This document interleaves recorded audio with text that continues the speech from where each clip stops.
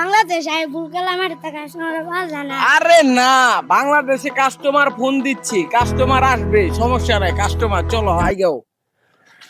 বাংলাদেশে এসে কি আসলে সত্যি কি ভুল করলাম নাকি? একটা কাস্টমারও পাচ্ছি না।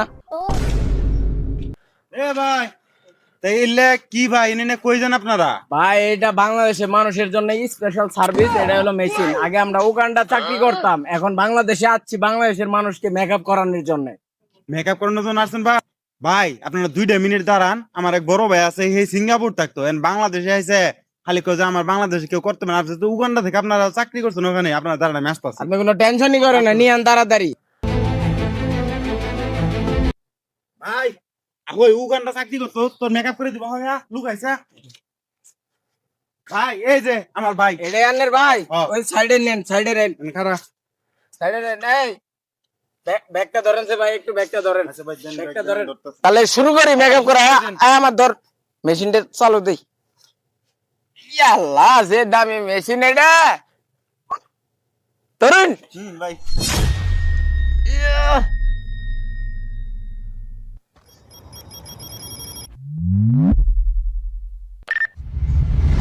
হইতাছে, কেবল হইতাছে, 1 ঘন্টা সময় লাগবে। মেশিন এটা দামি মেশিন।